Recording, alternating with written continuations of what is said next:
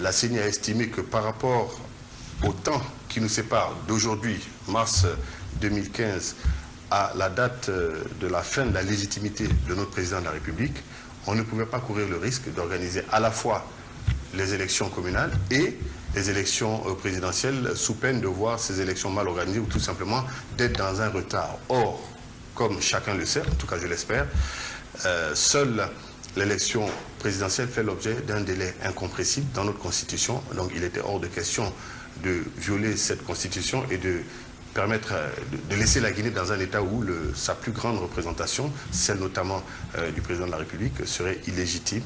Ça nous aurait amené vers une autre crise qui serait celle de la légitimité du pouvoir en place et peut-être d'autres voies de transition. C'est la raison pour laquelle nous avons pris acte de cette décision de la CENI et que nous avons dit que par ailleurs, il n'existe aucune règle, en tout cas nous semble-t-il, qui instaure une hiérarchie entre les différentes élections. Donc il n'y avait pas de raison pour qu'on n'accepte pas cette proposition de la CENI.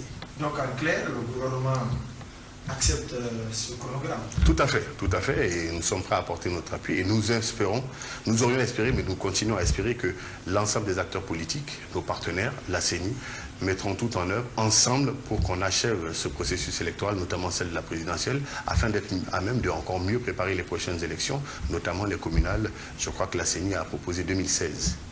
Les acteurs politiques s'appesantissent beaucoup sur l'accord du 3 juillet. Quel est l'accord du 3 juillet? Alors, j'ai enfin entendu, j'ai effectivement entendu que l'opposition faisait état d'un engagement du gouvernement, et malheureusement engagement qui a été repris par certains médias, et il est important ici de lever cet équivoque, en tout cas en ce qui concerne nous, le gouvernement. Pour ce qui concerne les raisons qui ont amené la CENI à proposer ce chronogramme, à part les raisons que je viens de donner, je pense qu'elle sera tout à fait capable, elle, de rentrer dans le détail et d'expliquer quels sont les impératifs qui ont prévalu à cette date. S'agissant d'un prétendu engagement du gouvernement à organiser les communales avant les présidentielles, moi j'aimerais qu'on soit très clair. Et il n'est pas admissible qu'en tant que responsable, on ait des affirmations qui ne reposent sur aucun élément concret. Voici ici, je l'ai devant moi, l'accord du 3 juillet 2012, c'est bien ça. Il est écrit qu'il est fait pour discuter des modalités de l'organisation des élections législatives. Il est signé, il y a 1, 2, 3, 4 et 5 pages.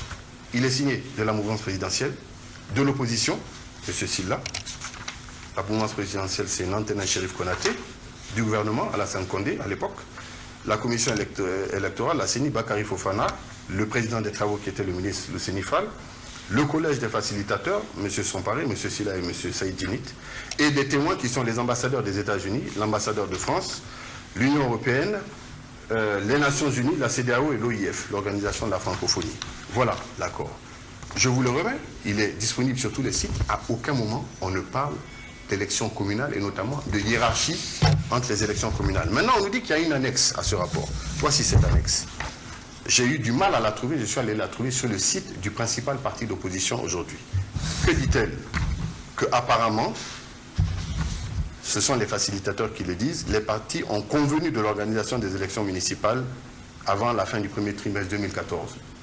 Mais, signature Abouakar Somparé, Saïd Djinit, c'est pour ordre, donc ce n'est même pas lui qui signe, et Salif Silla. Je ne vois aucune autre signature ici, notamment d'un membre du gouvernement. Comment peut-on mettre en parallèle ce document et celui-ci? Je crois qu'il faut être sérieux. Il n'y a pas d'autres documents, il n'y a aucun engagement du gouvernement ou de qui que ce soit d'autre. Même l'opposition n'a pas signé ce document. Même l'opposition n'a pas signé ce document. Comment peut-on mettre en parallèle ce document-là avec un accord qui a fait l'objet de l'engagement non seulement des Guinéens, mais également de tous les facilitateurs internationaux? Je crois qu'il faut tout simplement voir les choses en face. Alors, il y a un bras de fer qui s'est engagé entre le gouvernement et l'opposition autour du processus électoral guinéen. Depuis que la CENI a annoncé les dates de la tenue de l'élection présidentielle pour le 11 octobre et les élections communales pour le premier trimestre 2016, il y a une sorte de polémique qui est née entre l'exécutif et l'opposition autour des accords signés lors du dialogue du 3 juillet en 2013. Vous étiez l'un des facilitateurs au cours de ces pourparlers. Dites-nous réellement sur quoi les partis s'étaient engagé? Les élections, l'organisation des élections relève de la compétence exclusive de la CENI. Elle est autonome, elle est indépendante. Cependant, s'agissant des accords signés le 3 juillet 2013, il a été ajouté un additif qui consistait à organiser des élections municipales au premier trimestre de 2014. C'est sur la base de cet accord-là que les facilitateurs ont fait un communiqué de presse en envoyant aux uns et aux autres le contenu de ce qui a été arrêté. Bon, qu'il y ait eu des difficultés par la suite, que le gouvernement n'ait pas pu organiser, c'est une chose. Mais on ne peut pas nier qu'il y a eu un accord préalable. C'est vrai que le document final a été signé par les facilitateurs. Le gouvernement n'a pas signé, la majorité ni l'opposition n'ont signé, parce que nous étions chargés d'expliquer cela et de porter à la connaissance des autres. Mais tout le monde était d'accord. Hein. Mais je dis, ça relève de la compétence de la CENI dans tous les cas. D'accord. Donc, disons que l'exécutif était au courant que les élections communales étaient prévues d'être organisées dans le premier trimestre 2014. Oui. L'opposition, la mouvance également. Oui. D'accord. Et donc, si aujourd'hui il y a polémique, est-ce qu'il y a en quelque sorte une mauvaise foi de la part d'une des parties, selon vous? Bon, je ne peux pas dire qu'il y a une mauvaise foi, mais je dirais simplement que ça relève de leur compétence et de leur responsabilité. S'ils n'ont pas organisé les élections, si le gouvernement n'a pas pu organiser les élections, c'est à la CENI de justifier la raison. C'est sa compétence. D'accord. Autre question que je voulais poser, vous en tant qu'ancien président de l'Assemblée nationale, vous observez le climat politique guinéen. Il y a un bras de fer qui s'est engagé depuis l'annonce de ce chronogramme. L'opposition annonce des actions de désobéissance civile, des manifestations de rue et d'autres actions, boycotter certaines institutions. Selon vous, quelle solution vous préconiseriez pour quand même qu'on puisse aller à ces différents scrutins dans un climat plus ou moins apaisé? Le dialogue. Il faut nécessairement organiser le dialogue, que l'on s'accorde les uns les autres, sans qu'on impose quoi que ce soit à qui que ce soit. Nous sommes dans une période délicate. Il n'est pas souhaitable qu'il y ait le désordre actuellement dans le pays. Surtout qu'on n'en connaît pas la fin. On connaît le début, mais on ne sait jamais comment cela va finir. Alors mon souhait est qu'il y ait un dialogue entre majorité et opposition, gouvernement et opposition, pour que l'on puisse organiser les scrutins annoncés dans la légalité de la paix. Oui, ce dialogue, on sait qu'en juillet dernier, en 2014, il y avait eu un dialogue qui a été engagé, mais dont les conclusions sont restées toujours dans les placards. Il faut reprendre le dialogue. Il ne faut pas se fatiguer avec le dialogue. C'est la seule manière pour amener tout le monde à un accord commun. S'il n'y a pas de dialogue, c'est l'affrontement et ce n'est pas souhaitable. On connaît le début, on ne sait pas comment ça va finir.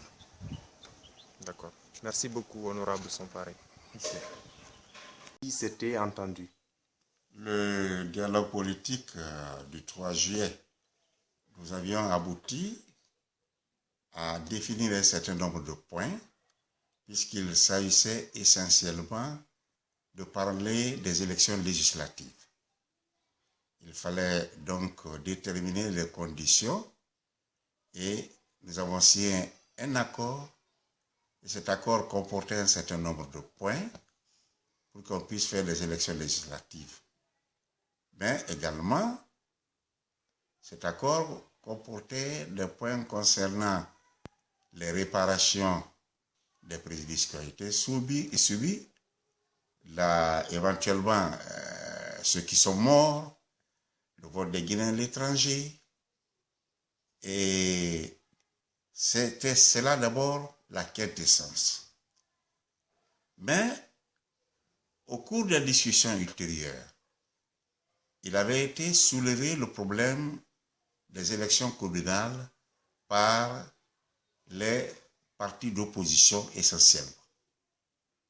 Et dans les discussions, on avait estimé qu'il fallait certainement procéder à ces élections communales, je vous dis encore, sur insistance de l'opposition. Et à ce niveau, je me souviens que le ministre de l'administration territoriale de l'époque, Alassane Condé, avait dit que lui, il n'a pas de problème pour l'organisation des élections communales. Et que si ça ne tenait qu'à lui, ces élections, il aurait pu les organiser dans un mois, même donc à la fin de l'année 2013. Alors, dans les discussions, on a estimé qu'il faudrait effectivement procéder à ces élections. Il y a eu des échanges et un consensus s'est dégagé, si ce n'est pas à la fin de l'année 2013 comme le proposait le ministre, mais que ces élections puissent être organisées à la fin du premier trimestre 2014. Et c'est sur cette base que nous avons formalisé les médiateurs et il y a un acte qui a été signé pour prendre acte de ce consensus. Et c'est cet acte que nous avons signé à 3, Somparé, moi-même et M. Issaka Soula, qui a signé par délégation de Saïd Zénith qui était en déplacement. Délégation tout à fait valable. Donc, nous avons signé cet acte. Cet acte a été servi à toutes les parties. Quand vous voyez l'acte, vous verrez en bas, ampliation, mouvance présidentielle, opposition, les ministres concernés, l'administration du territoire et autres, Lucien Fall, qui était président du dialogue, également les ambassadeurs, ils ont tous reçu. Il n'y a pas eu d'objection. Parce que si nous n'avons pas signé clandestinement cet acte, nous avons tiré les leçons du consensus qui était intervenu entre nous, et c'est ce que nous avons formalisé. Les 3 médiateurs, nous avons signé. Personne ne peut dire qu'il n'était pas au courant de ça. Et les actes ont été donnés à chacun d'entre eux. Prenez l'acte, vous verrez qu'on a envoyé à tout le monde. L'opposition, le gouvernement, mais aussi la mouvance présidentielle. La mouvance présidentielle, donc le ministre de l'administration du territoire, le ministre chargé des affaires étrangères, qui présidait, les ambassadeurs, ça a été envoyé à tout le monde. Et personne n'a soulevé d'objection. D'accord. Et aujourd'hui, s'il y a polémique, c'est parce que l'une des parties fait preuve de mauvaise foi, selon vous? Mais oui, l'une des parties fait preuve de mauvaise foi. On ne peut pas nous dire qu'on n'était pas informé. On ne peut pas nous dire qu'on n'était pas informé. Donc la tenue de ces élections communales quand même faisait partie du consensus qui a été trouvé après la signature du dialogue du 3 juillet. Absolument. Je le confirme. D'accord. Ouais. Aujourd'hui, on constate que le bras de fer est engagé entre le gouvernement et l'opposition. Vous, en tant que médiateur, quelle solution préconiseriez-vous pour quand même qu'on puisse aller à ces élections dans un climat plus ou moins apaisé? Je voudrais d'abord dire qu'en tant qu'homme, quand on s'entend sur quelque chose, il faut exécuter ce sur quoi on s'est entendu. J'ai entendu dire que cet acte additif a été signé par les facilitateurs qui n'ont pas signé. Mais puisqu'on leur a fait parvenir l'acte, si on avait inventé, ils auraient réagi. Et ce n'est pas le cas. À l'époque, oui. Oui, ils n'ont pas réagi. Et je voudrais faire la remarque suivante. L'accord que nous avons signé le 3 juillet 2013, ils ont tous signé. Est-ce que cet accord, lui, il a été exécuté dans son intégralité? À part les élections, les autres points n'ont pas été exécutés non plus. Donc, il ne faut pas nous dire que c'est parce qu'ils n'ont pas signé qu'ils contestent. Non. Et l'accord qu'ils ont signé, pourquoi ils ne l'ont pas exécuté? S'ils étaient de bonne foi. Ils n'ont pas exécuté. Nous nous sommes retrouvés un an plus tard, le 4 juillet 2014, pour savoir pourquoi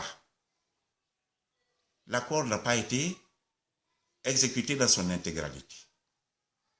Nous avons établi un ordre du jour, on a fait un procès verbal, il y avait un relevé des conclusions, peut-être dont vous avez entendu parler, et que nous devrions signer, eh bien, on s'est retrouvé le relevé de conclusions qui avaient été établies par le ministère de l'administration territoire. Les gens de l'opposition ont dit qu'ils ne sont pas convaincus, que ce n'était pas exactement ce sur quoi on s'est entendu. Donc, on a décidé qu'ils amènent leur version également. Puisque nous étions tous là, on va comparer les deux. On s'est mis d'accord sur ça. Donc, on devait se revoir une semaine plus tard. Jusqu'à l'heure où je vous parle, on ne s'est plus jamais revu. Alors, je crois qu'il ne faut pas qu'on fasse le mélange des choses. Il ne faut pas qu'on fasse le mélange des choses. Chaque fois qu'il y a des problèmes d'élection, on va sortir des problèmes, parfois qui ne sont pas liés, pour simplement s'aimer la zizanie. Moi, je ne suis engagé d'aucun côté, mais je estime que c'est un homme de parole. Et quand on me fait participer à certaines choses, j'estime qu'il faut qu'on respecte les choses. Et il faut qu'on respecte le droit en Guinée. Si on ne respecte pas le droit en Guinée, nous allons au-devant de beaucoup de difficultés. Le premier jalon de la stabilité dans un pays, c'est le respect du droit. Si le droit n'est pas respecté, on ne peut pas compter sur les choses. Donc il faut éviter des manœuvres, ce que je considère comme des manœuvres. Cette CENI n'avait pas besoin de se retirer à Kindia pour faire cette décision que tout le monde savait que c'est ça qu'elle allait prendre. Je ne vais pas entrer dans certains détails, mais quand je vous dis cette stratégie de la tortue que la CENI utilisait, même pour les élections législatives, vous comprendrez que je sois fâché. Ce n'est pas normal. D'accord. Merci beaucoup, monsieur le ministre. Je vous en prie.